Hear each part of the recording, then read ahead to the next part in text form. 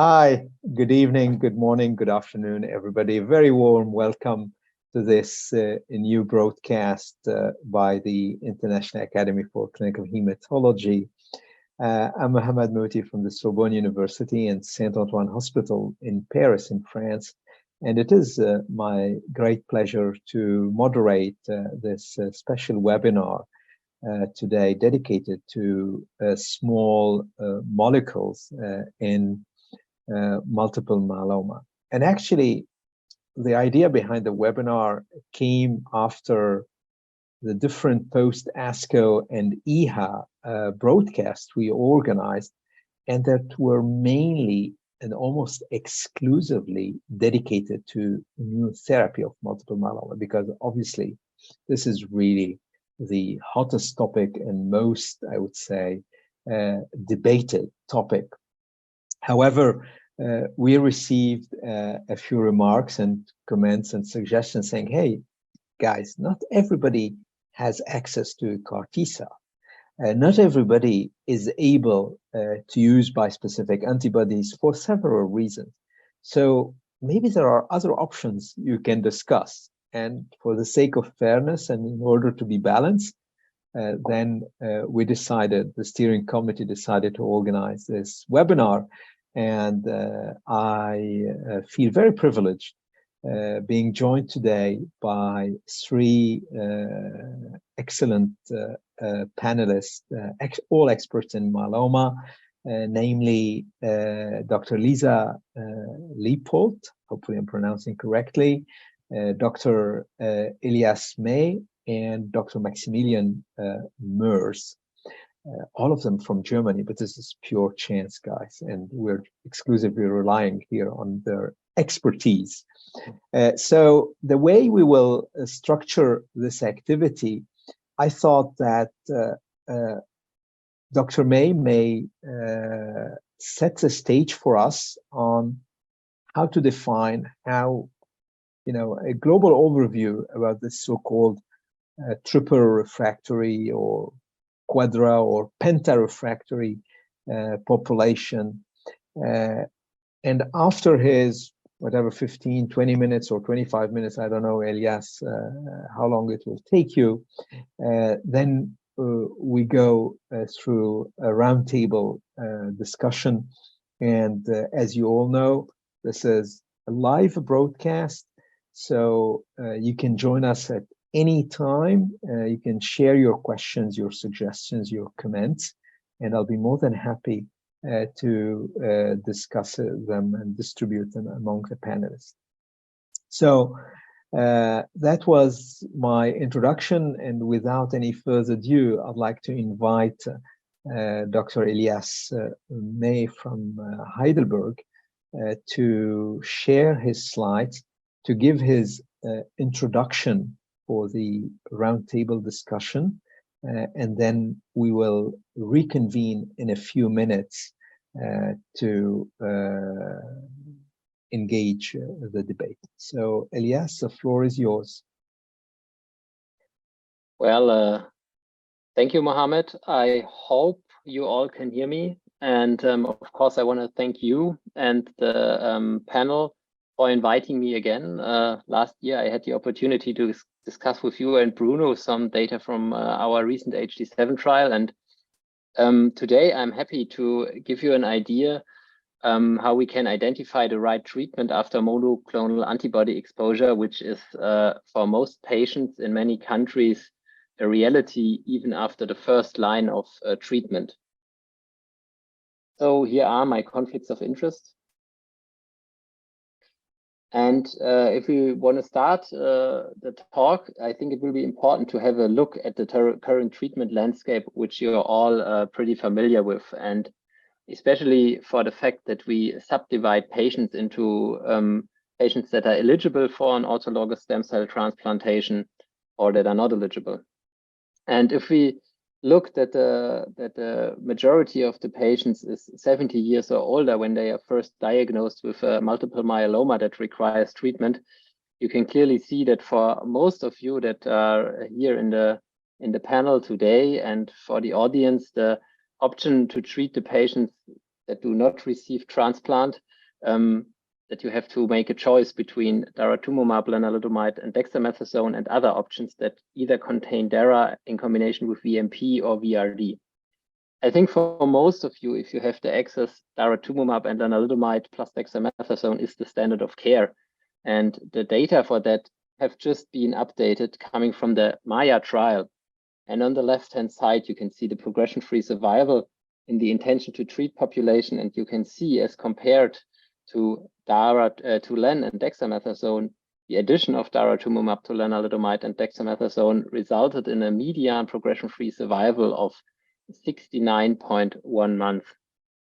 And the overall survival, you can see the same trend. So just by introducing the anti-CD38 monoclonal antibody, you can see that the median overall survival in the DARA-Len-Dex group has not been reached, but the 60-month overall survival is 66.7% as compared to 53.7% in the lenalidomide dexamethasone group. And here the median overall survival has also been reached. It's 64.1 months.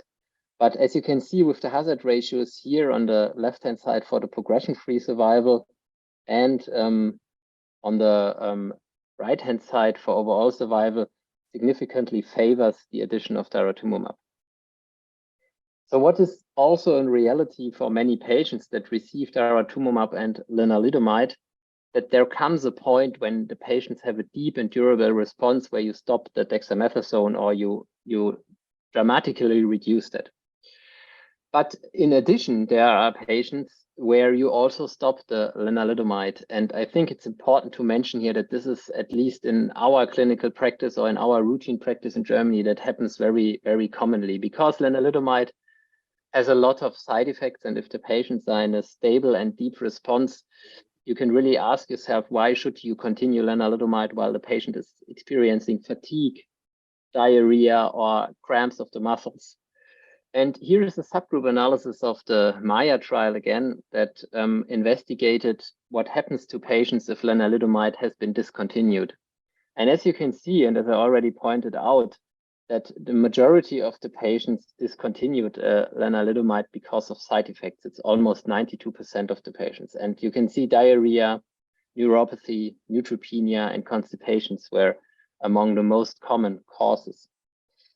But then, interestingly, you only receive daratumumab once per month, and you can see that the estimated 60 months progression-free survival and overall survival rates were quite well after a median duration of treatment of almost 60 months with daratumumab. So in clinical practice, it appears reasonable for patients that are in a deep response that you discontinue some of the agents, especially if there are adverse events that impair the quality of life of these patients.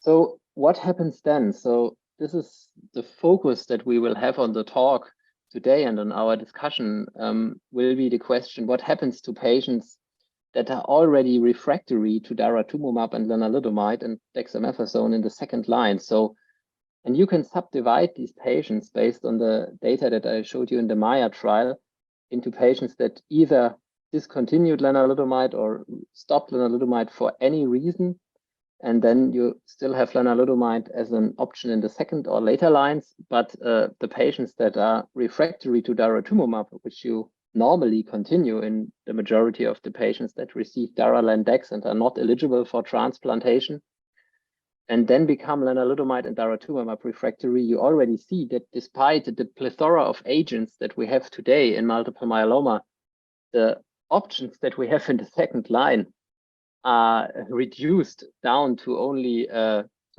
4 combinations that are approved or available. And it is recommended by the European Society of Medical Oncology that you, of course, try to keep up with some standard ideas. And one of these ideas is that, of course, a triplet is better than a doublet, if that is feasible for the patient.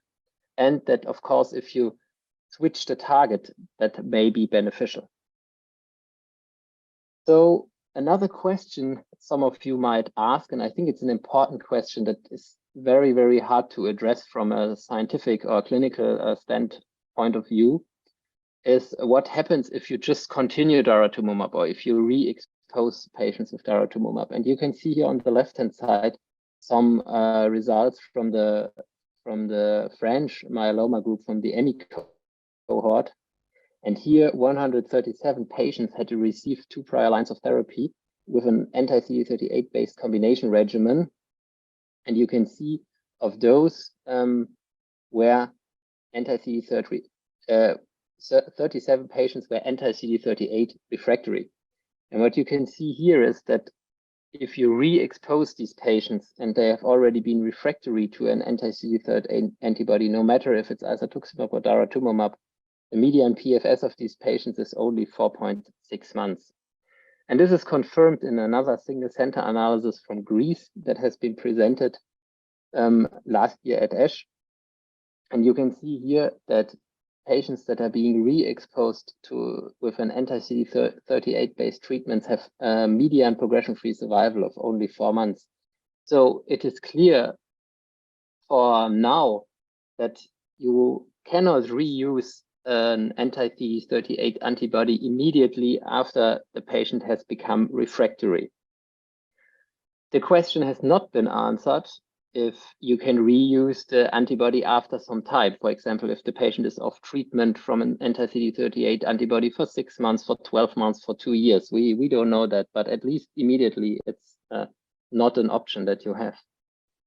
So I want to speak today about the Boston trial. It is a phase 3 trial that incorporated selinexor into a regimen of Velcade and dexamethasone. And the mode of action of selinexor is unique in the myeloma landscape. It's a small molecule that is an XPO1 inhibitor. And what XPO1 does is that it inactivates tumor suppressor genes and it enhances proto-oncogene translation. So by blocking that, you can block the growth of the myeloma tumor cells. And this concept was efficient in phase 1 and 2 trials and was thus translated into a phase 3 trial design, which I want to show you in a second. So again, if we go back to the 2 ideas that I mentioned initially, so that you want to do a class switch on the one hand and that you want to maintain with a triplet combination on the other hand, if you go back to that slide from the EHA-ESMO guidelines, there are not much options left. So if you look at the lenalidomide sensitive patients, and if you want to switch the class, POMVD is not the perfect option. So because with pomalidomide, you remain the IMiD. So you could use carfilzomib dexamethasone, that's an option. Then you can use selinexor Velcade dex, or you can use Venetoclax Velcade dex, which is not approved at least in the European countries and also in the United States. The same holds true for the lenalidomide refractory patients, where you cannot use POMVD because then you would stay on an immunomodulatory agent.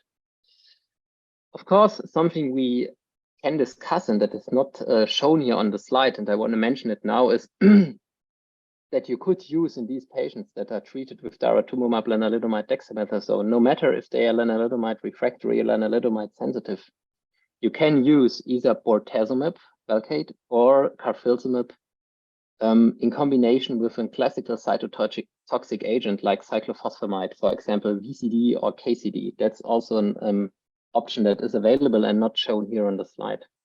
However, you can see that even after the first relapse, the patients are already refractory to an anti-CD38 and an immunomodulatory drug, and that the options for these patients are limited.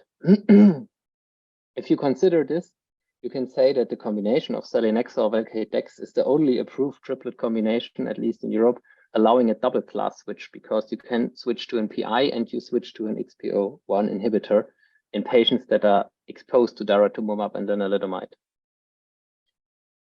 So having the study in mind, and I just found out that we don't show here again the slide of the study design. So I just want to elaborate a little bit on the Boston study design. So it was a phase 3 trial in relapsed refractory multiple myeloma patients, and patients were either included into the standard arm that included twice weekly bortezomib combined with dexamethasone as compared to the experimental arm.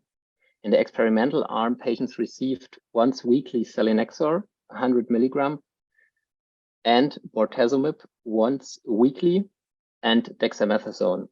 So you can see that in the Boston trial, the dose of bortezomib in the experimental arm was reduced as compared to the dose of bortezomib in the standard arm. So the result was that the median PFS with this combination in patients with 1 to 3 prior lines was a PFS benefit roughly 13 months as compared to 9 months in the standard arm. So 4 months in patients with relapsed refractory multiple myeloma and 1 to 3 prior lines of therapy. So now, since we talk about the daratumumab lenalidomide exposed or even refractory patients, we want to look at some subgroup analysis of these trials. And these include patients that have been exposed to an anti-CD38 antibody in the Boston trial, lenalidomide refractory patients in the Boston trial, and PI proteasome inhibitor naive patients in the Boston trial.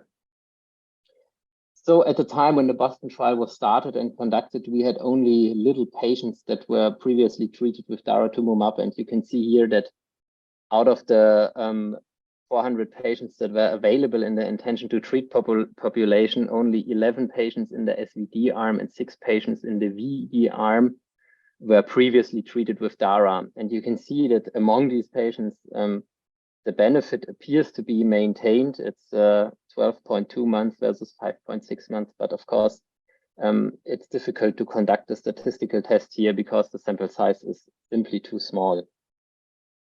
So if we go on now and look at the patients that were lenalidomide refractory, we of course have some more patients. And you can see here in both arms, we have 53 patients in the SVD as well as in the VD arm. And you can see here, no matter in which line of treatment these patients were, and you can see that the majority of patients received 1 or 2 prior lines of therapy. Oh, excuse me, here that's the wrong row. So the majority of the patients received 2 or 3 prior lines of therapy here. You can see that there was still a PFS benefit with the addition of selinexor to bortezomib and dexamethasone, resulting in a PFS of 10.2 months as compared to 7.1 months. So here are the Kaplan-Meier plots for PFS and OS of this subgroup analysis. So, but for these patients that we talked about, I go back one slide, you cannot say if these patients already received proteasome inhibitor, bortezomib, or any other drug, or even any anti-CD38 antibody, though this was a very small number. So it's more important to look at the patients that are PI naive, so that did not receive a drug like bortezomib or carfilzomib. And if you look now at the middle here of this slide, you can see 47 and 48 patients in the SVD and VD arm. And here you can see that this combination works really effectively in patients that are naive to a proteasome inhibitor or naive on the right-hand side to bortezomib. And you can see that here the addition of selinexor really yields a benefit regarding the progression-free survival with a hazard ratio of 0.229 and resulting in 29.5 months of median progression-free survival as compared to 9.7 months if you only give VD. So though these patients are naive, the response to bortezomib and dexamethasone given twice weekly was not very sustained. The same was true if you look at the Kaplan-Meier plots. Sorry, I go back one slide because I forgot to talk about the patients that have 1 prior line of therapy. So here we look at a subgroup analysis that includes almost half of the patients from both arms in the ITT analysis. And what you can see here, that the patients that received 1 prior line of therapy, no matter what was the first line, though we have to admit that the first line at that time did not include daratumumab or any anti-CD38 antibody, you can see that the addition of selinexor Velcade Dex almost doubled the progression-free survival, resulting in a hazard ratio of 0.62 in favor of the SVD arm.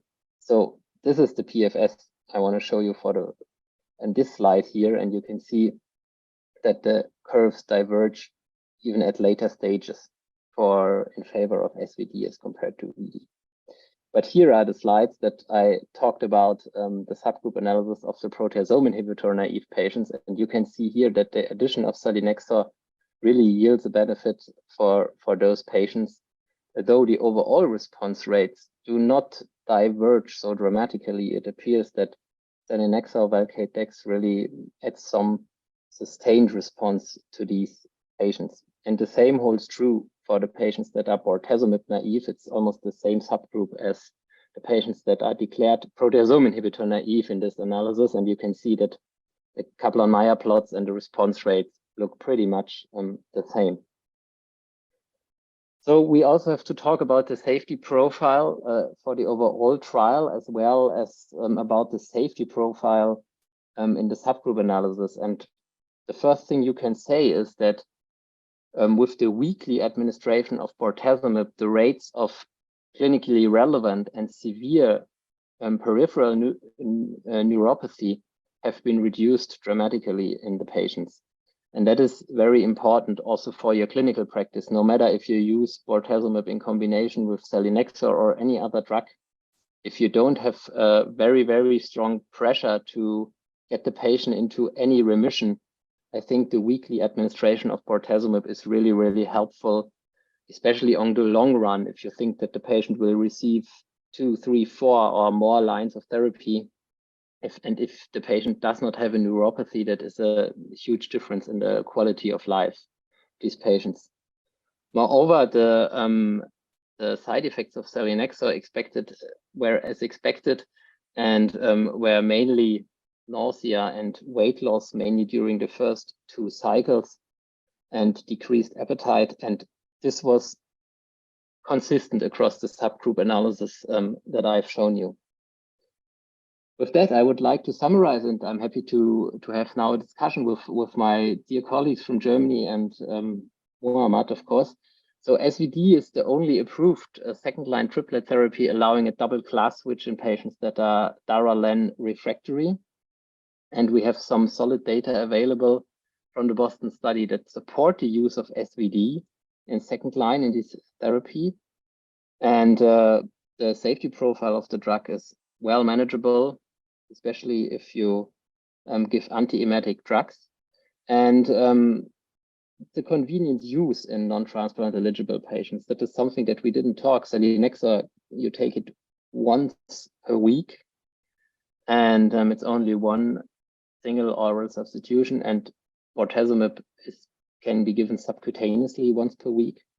And as I mentioned, especially the weekly administration of bortezomib reduces the rate of peripheral neuropathy. And another thing that we can discuss, and I'm happy to discuss that in the panel, is that I think it's also an optimized treatment sequence if you use bortezomib, which is considered kind of a first generation proteasome inhibitor first, and then you save carfilzomib even for a later line, for example, for the 3rd or 4th line. So I'm happy to discuss that with the panel, and thank you for your time, and thank you for joining us today. Thank you very much, Elias, for a beautiful talk and for setting the stage for our discussion.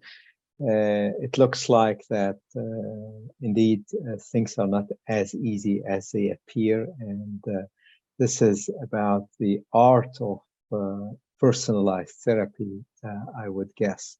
And here I'd like to kindly remind all attendees that they can send their questions, share their comments, and again, if you didn't join early in the webinar, you may think that this is a biased webinar. Actually, no. We're focusing on small molecules because we have addressed immune therapies in the last couple of weeks, but obviously we do acknowledge that, of course, CAR T cells, ID cells, cilta-cel, but also bispecifics like elranatamab, teclistamab are really a huge advance in the field. But if for whatever reason these agents are not available, let's say, there are other options, and this is exactly the spirit of the presentation of Elias. But before going into the details of the drugs, actually, we have a question from our audience, and I'd like to ask the opinion of the three panelists, because I don't think there is a single answer to this, is how to define or to decide that this patient or this patient is refractory to this drug, especially when we use these drugs in combination. So who would like to start? Lisa, ladies first. Thank you, Mohamad. And also, again, thank you, Elias, for this great talk and great overview. I think this is a very important question, and probably there are, if you ask like 3 different myeloma experts, you get like 4 different answers.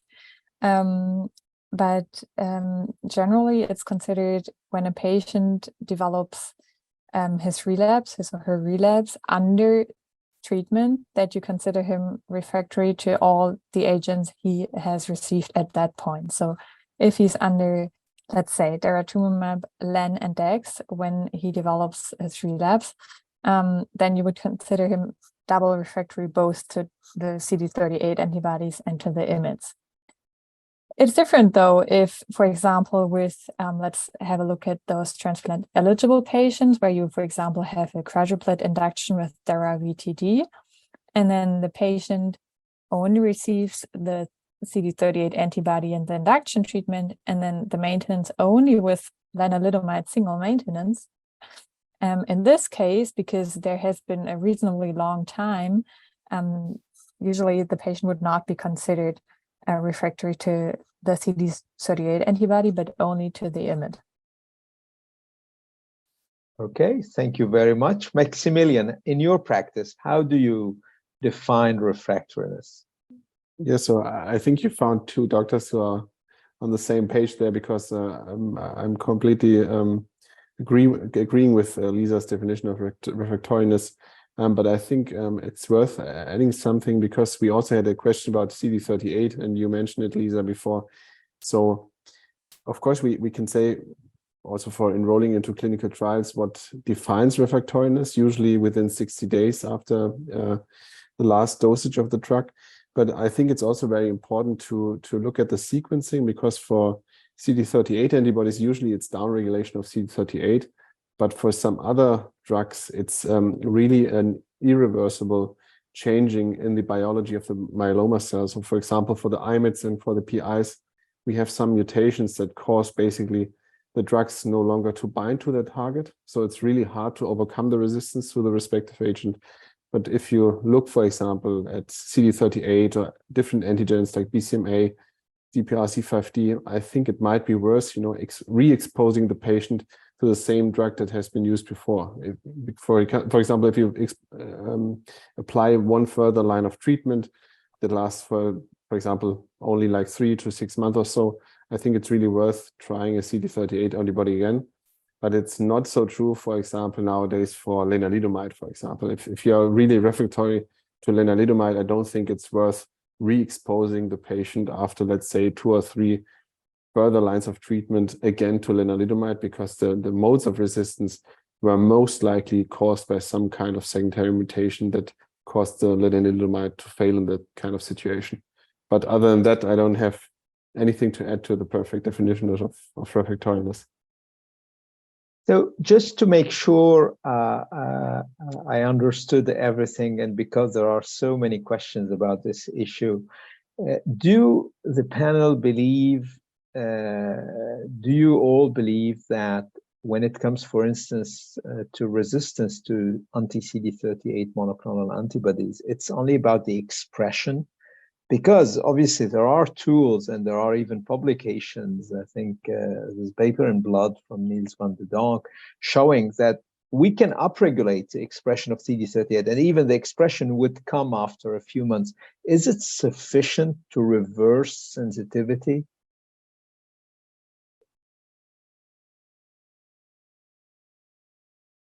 Lisa? So Well, first of all, I think this is again some question that probably everyone has asked his or herself.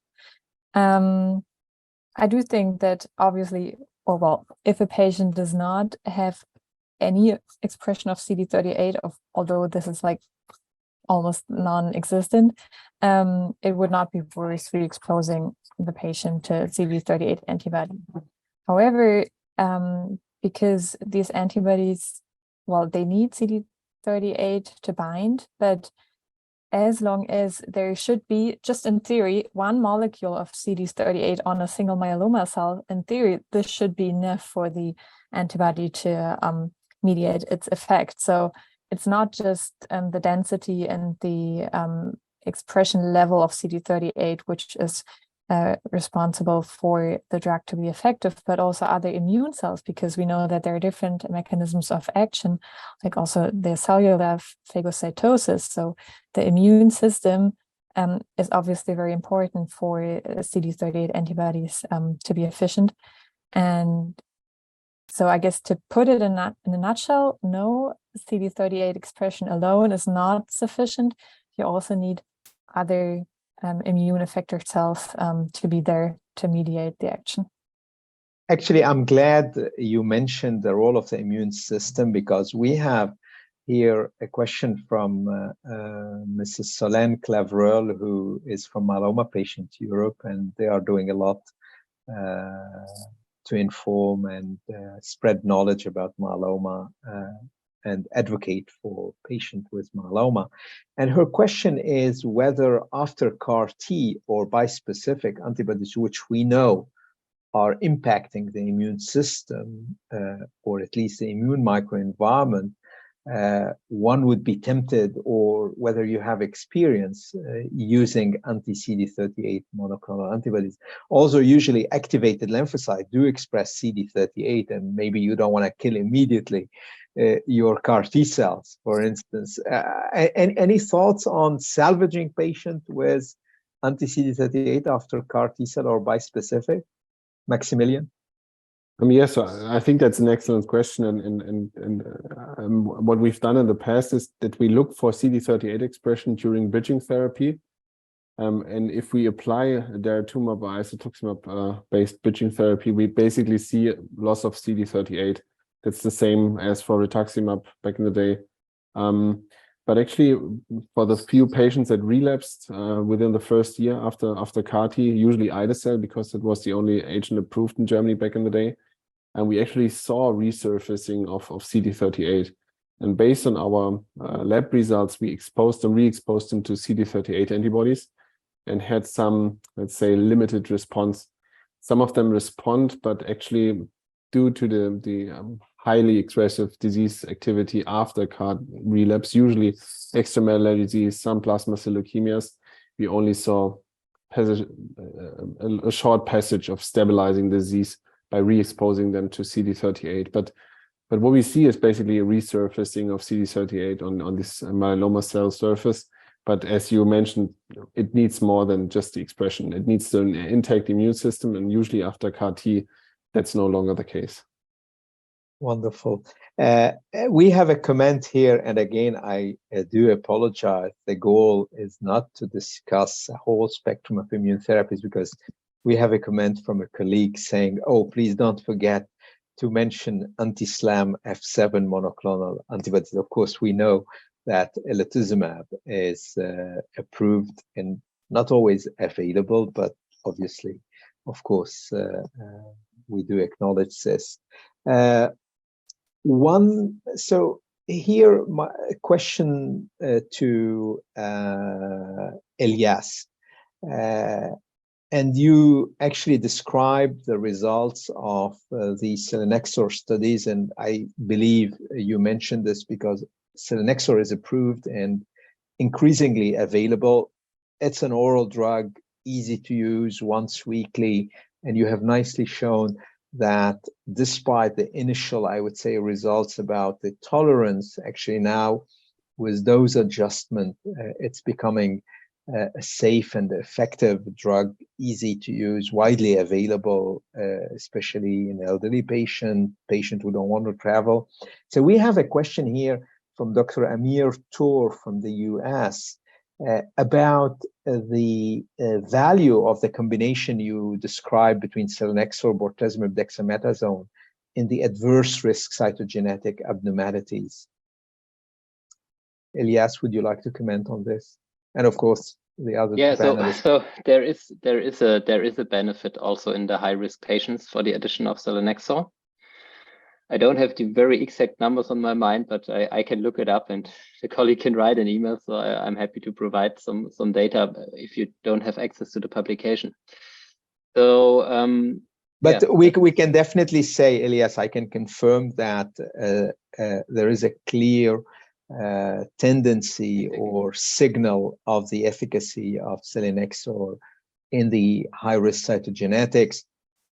Obviously, there is no specific study dedicated to this population in a controlled fashion, but there's definitely a trend in this population.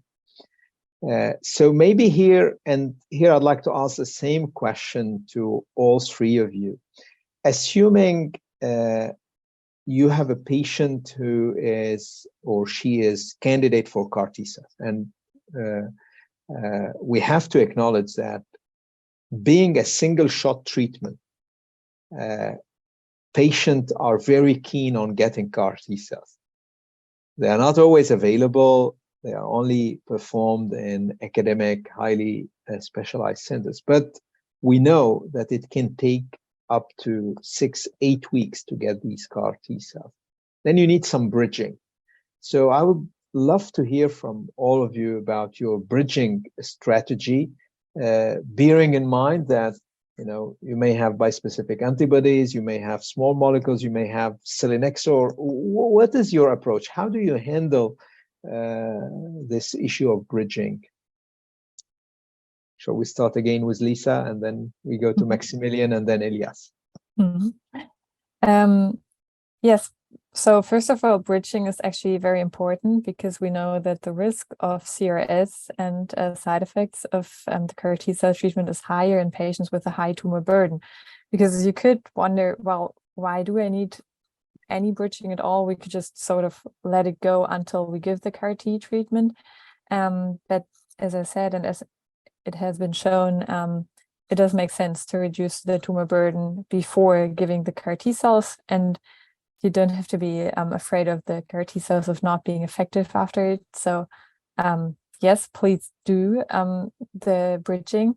And then mostly it comes down to the patient because at least currently CAR Ts are only approved in the later lines. So in a lot of the cases, you really just don't have that many options to choose from. As Elias has shown, the preferred options already diminish by already starting at the second line. And then if you only have CAR Ts available at the fourth line of therapy, it sometimes gets hard to even find any treatment from which you hope for some substantial benefit.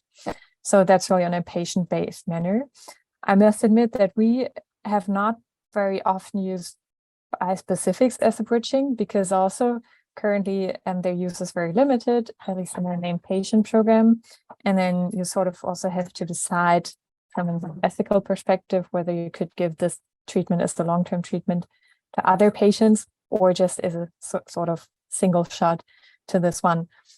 I think this will also be interesting to address in some clinical trials where you then also get some biological samples to look at how the immune system develops under this treatment with bispecifics and then followed by the CAR Ts. But yeah, so to this question, at least, I think it very much depends on what the patient may have some substantial benefit from. Excellent. Maximilian? Yeah, perfect. I mean, just a few comments to add. I mean, like you said, it's highly, highly personalized, that kind of decision. One thing that you have to, or we always have to keep in mind is that there's also some kind of pre-bridging therapy, because usually it's all put together into one bucket, leading to apheresis and then actual bridging therapy. But if you haven't apherized your T cells, you really have to choose wisely which kind of bridging therapy you will apply in between. Because like you said, we've used a couple of times bispecific antibodies just because we hadn't had any other choices. And actually you run into troubles by applying bispecifics during apheresis. So you exhaust your T cells. We had a lot of out-of-spec manufacturing using bispecifics at the apheresis. But usually if you have some time frame between your last bispecific and your apheresis, you will get manufacturing of also, let's say, in vitro active CAR T cells. So it is possible, but you should avoid it, in my opinion. But once you got your T cells ready and manufacturing seems to be successful, I actually tend nowadays with patients with high tumor burden, like you said, they are prone to CRS, to actually go back to conventional chemotherapy. So we did a lot of PACE, we did a lot of ASCTs actually for bridging therapies, and quite successful, even in patients with plasma cell leukemia at time of apheresis, EMD progressive disease at time of apheresis. We admitted them to the ward. For example, some patients received beam conditioning and then ASCT, went into a very nice VGPR with decreasing EMDs, and then got CAR Ts as consolidating measures. And it was quite successful until now. So if you got your T cells, you can basically, based on the fitness of the patient, you can go all in and then hope for the best and then apply the CAR Ts as called a consolidating treatment. Thank you. And we have just to, for the sake of clarity, we have a comment from a colleague mentioning that when it comes to bridging, we have to distinguish two goals, whether we would like to slow down the progression or reduce the tumor mass. I believe there is some overlap with these two goals, between these two goals, but obviously we do agree on this. Elias, what is your approach? I think I can only add up to what my colleague said, but I want to draw or bring another concept to the attention of the audience, and that is the question if we use a bridging therapy pre-apheresis or post-apheresis. So I would be very careful, or I always try to avoid to use cytotoxic agents or high dose of cytotoxic agents or bispecifics pre to apheresis. If I use it post-apheresis, I know that the cytopenia, especially for the cytotoxic agents, will be prolonged very likely in these patients.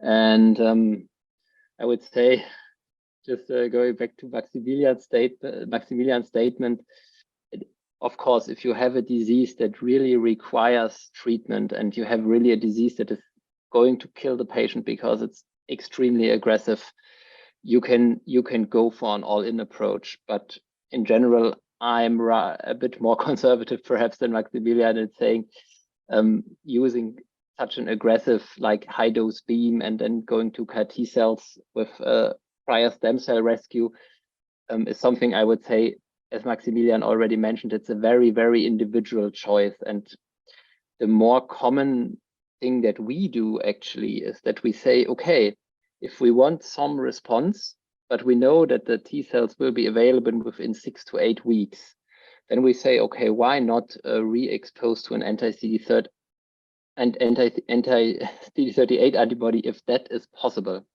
So meaning that if the patient got it, for example, in the second line or in the first line, and that's 1 or 2 years ago, I would say that's a reasonable choice.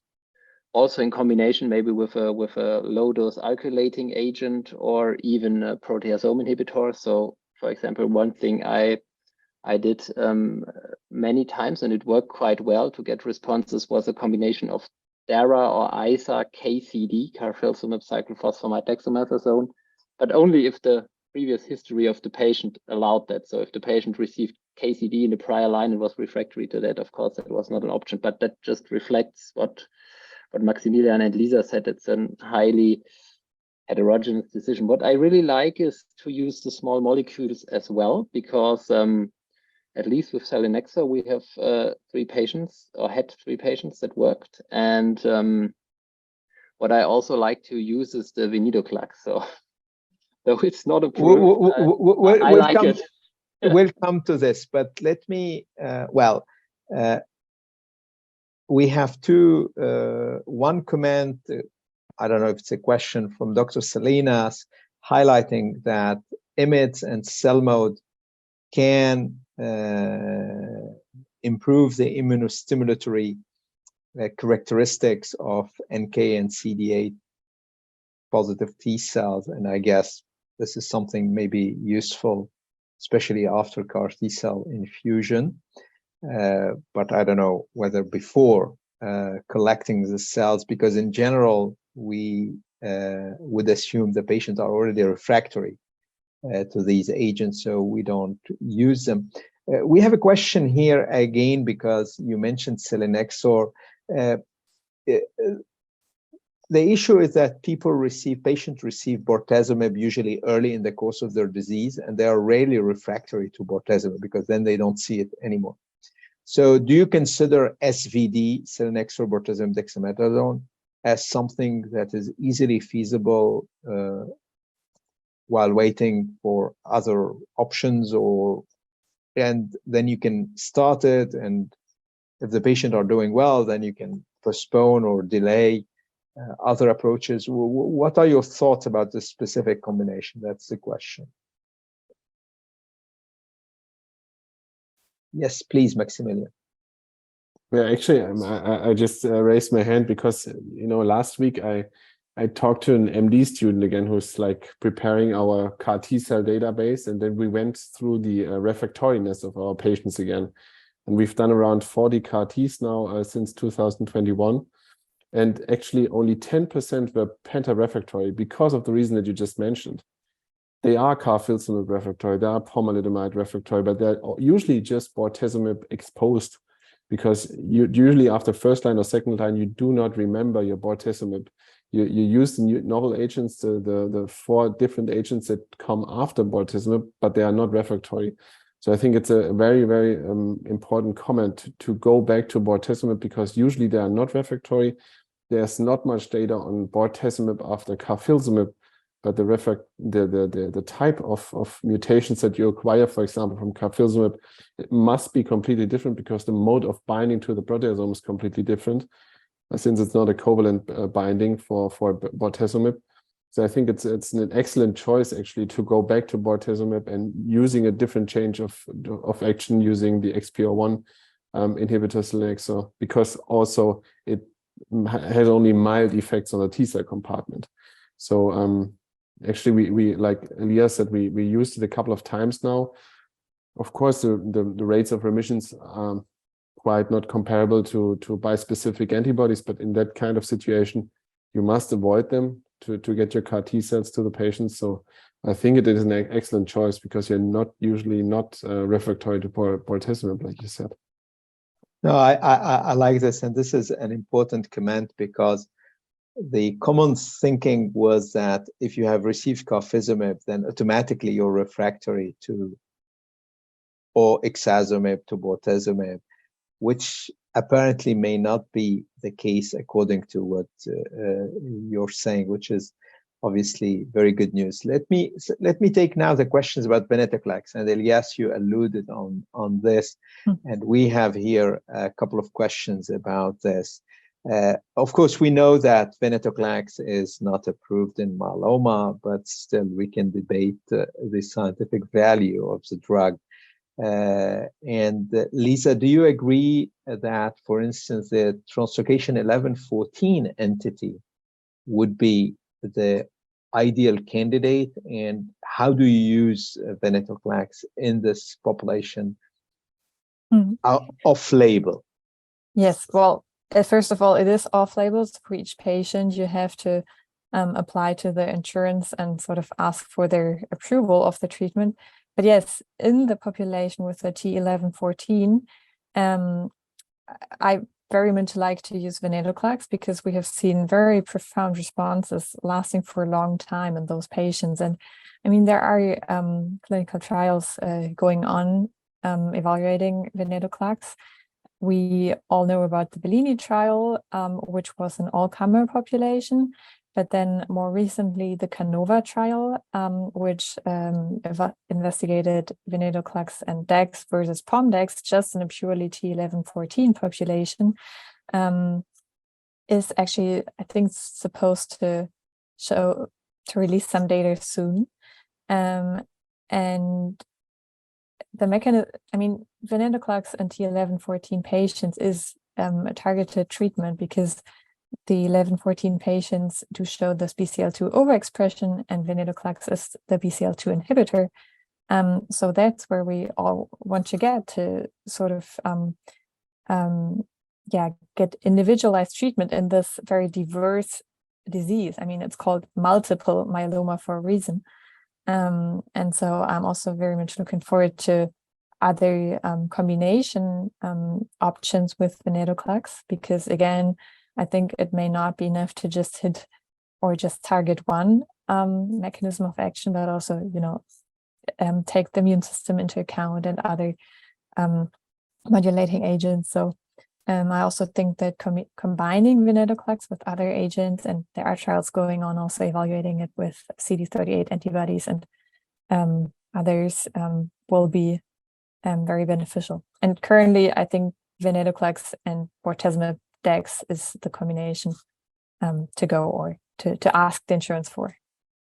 Thank you, Lisa. Very clear. Any other thoughts on the use of Venetoclax, Elias, before we move to a few other options? One thing you can do is not just look at 1114, you can also look at BCL2 overexpression, but Lisa already mentioned that, but just to keep in mind, you can normally easily ask the pathologist to just go and look for an overexpression, and that can also be in rare cases independent on 1114, but on other translocations. So we have the same problem, of course, all over the world, that it's not approved. And what I would like to acknowledge very briefly is that I think the CANOVA trial is among the trials that the myeloma community really needs, because it's a true head-to-head comparison of a single drug, of course, combined with dexamethasone, okay, but and in a specific subpopulation of this multiple myelomas that we have and that we try to treat. So I'm really looking forward to see some results of that trial. And what I think is that we will learn a lot within the next years from such trials and true head-to-head comparisons. And everyone in the community, I just can motivate you. You have the opportunity to either conduct head-to-head trials or have the opportunity to participate in such head-to-head trials. I think that that's just important, and we as a community also have to communicate that to our partners in the pharmaceutical industry, that will really bring us forward, and this is an example of such a trial. Excellent, thank you very much. We have a comment from the audience about the use of NGS and biological risk stratification making therapeutic choices. Thank you very much, Dr. Tor. And that brings me to the idea that when it comes to those advanced relapse refractory patients, it is probably needed that we revisit the tumor, because sometimes we end up with some nice observation, useful observation. And we have a question here, for instance, about BRAF mutations, and it's an old story, but actually, if you find this kind of mutation, you can have and you can apply a targeted drug. Any experience, any thought on these BRAF mutations and whether you look for them systematically in your practice? Maybe, yes, Maximilian, please. Or Maximilian, you can start as well if you like. Yes. Well, yeah, I mean, it's a short story. We treated recently a teacher who developed multiple extramedullary diseases, and actually we performed multiple biopsies and found the BRAF mutation in every biopsy, but also NRAS mutations in some locations. And then we got the healthcare insurance to pay for cilta-cel and put her on a BRAF and MEK inhibitor.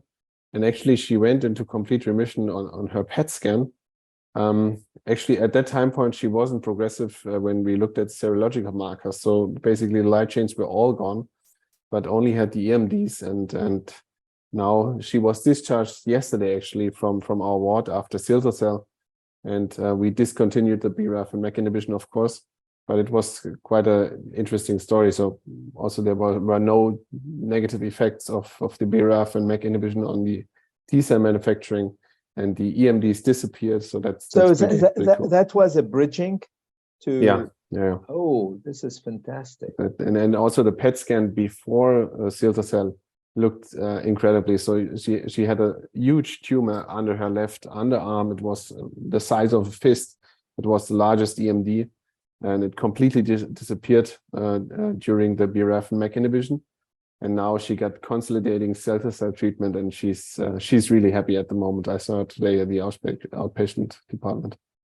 This is fantastic. Elias, you wanted to add something on this? Yeah, I think it's just important for all of you out there that Mark Raab, who is the head of my department here in Heidelberg, last year he just published a small trial treating 12 patients over many years. We tried to recruit these patients with relapsed refractory myeloma who were positive for the BRAF V600E mutation, and then treated them in the so-called GMMG Burma trial with encorafenib and binimetinib, and we saw excellent response rates with just a single agent treatment in this heavy pre-treated population. And we still have a patient now ongoing on this combination for more than 3 years. And for us in Germany, and I hope also in many other countries, this trial can be a backbone to apply to get funding for this drug, because especially in Germany, it's always important that if you ask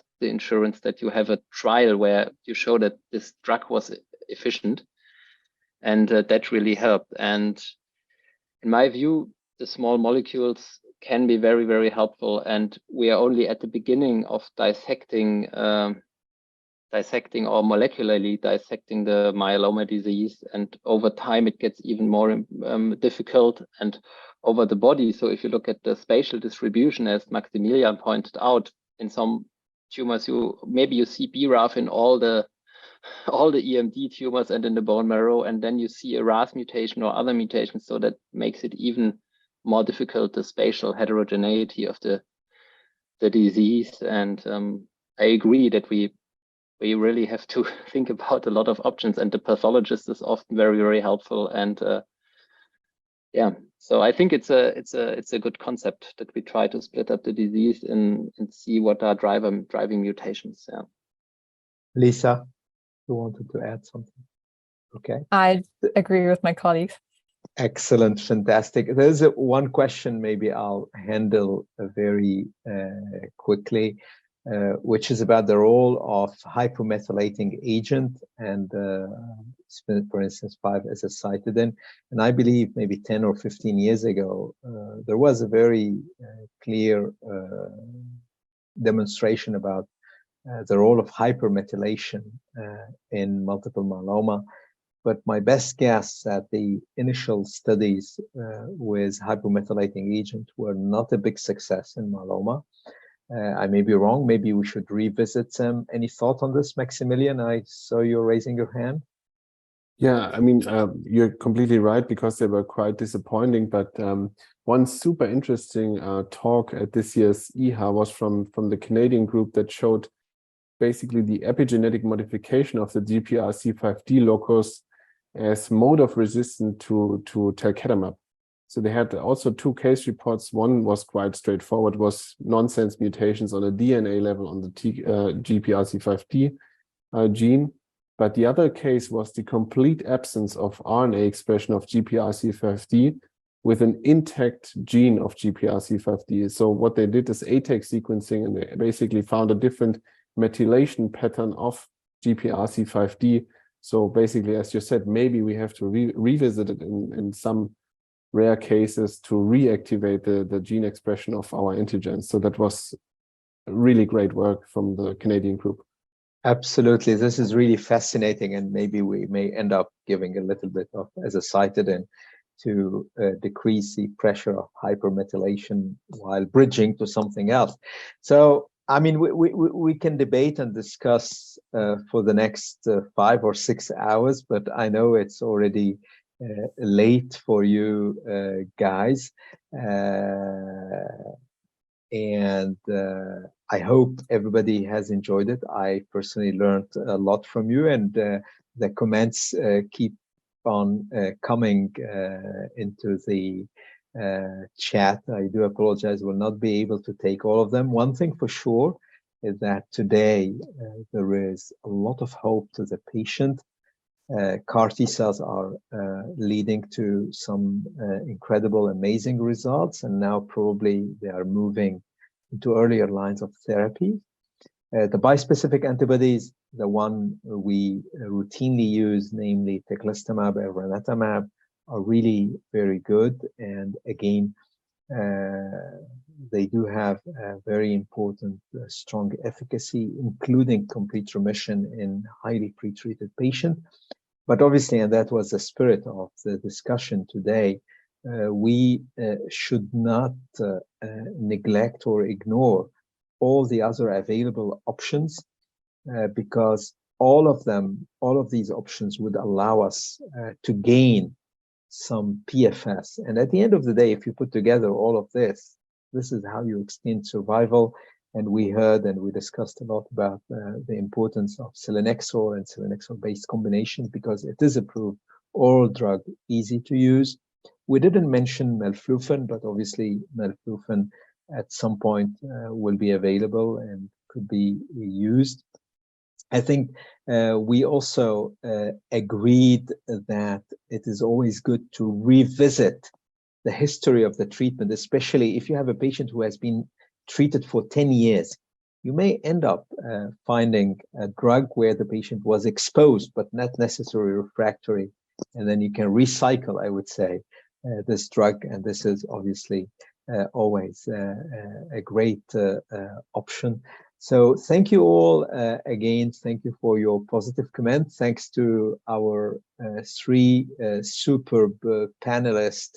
I would call you now, guys, the three musketeers of the ISCH. And thank you all. And wherever you are, please stay safe and keep well. See you soon. And I think our next activity is just tomorrow, dedicated to acute lymphoblastic leukemia. See you soon. Take care. Bye.